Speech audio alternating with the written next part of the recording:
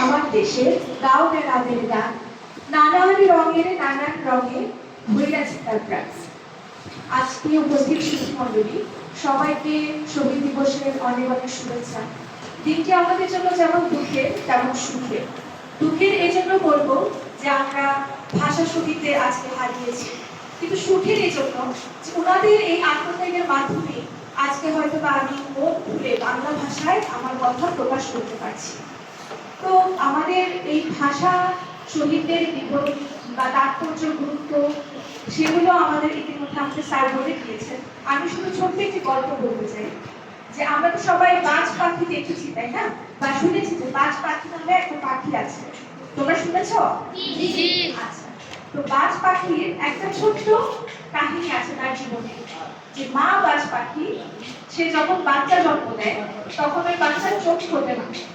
যখন মা বাজ পাখি শিকার করতে যায়, শিকার করে ওইটা মাংস যখন এনে তার বাচ্চাদের চোখে সেই রক্তটুকু দেয়, তখনই বাজ পাখির চোখ ফোটে, সে দেখতে পায়। আমি বলবো আমাদের ভাষা শহীদরা ছিলেন সেই বাজ পাখি মায়ের মতো।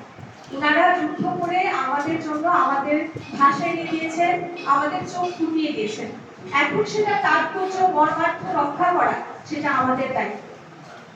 একটি ভাষা একটি জাতির পরিচয় বহন করে, একটি জাতির ঐতিহ্য সংস্কৃতিকে তুলে ধরে। আমরা জানি যে পৃথিবীতে বহু ভাষা আছে। যেমন জাপানে আমরা যদি মা শব্দটাকে ব্যবহার করি, জাপানে মাকে বলে ওয়াকাসান, ঠিক আছে? তারপর যদি গারো ভাষায় বলি তাহলে মাকে বলে আমা, আমা বলে, ঠিক আছে? তারপরে যদি আমরা ইংরেজিতে যাই তখন মম বা মাদার এভাবে উচ্চারণ করে। যদি আমরা আরবিতে বলি উম্মুন বলে মাকে, যদি ফার্সিতে বলি উম্মি বলে, যদি পাকিস্তানি ভাষায় বলি আম্বি বলে।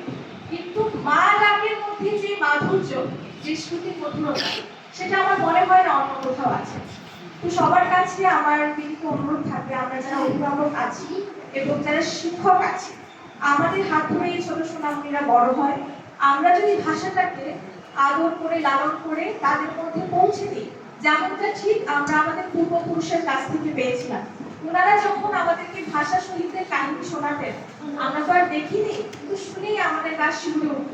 আমার বাংলা, যখন আমরা এই কথাটা মনে মনে ধারণ করি যে আমার বাংলা, সত্যি একটা অন্যরকম শিহরণ কাজ করে। সেই শিহরণটা যদি আমার মধ্যে আমি ধারণ করি, তাহলে আমি আমার পরবর্তী ছোট ছোট সোনামণিদেরকে সেই ইতিহাসটা সম্পর্কে বলতে পারবো, জানাতে পারবো। ওরাও শুধু বইয়ের যে কথা সেগুলো থেকে বের হয়ে তারাও মনোবৃদ্ধি করতে পারবে।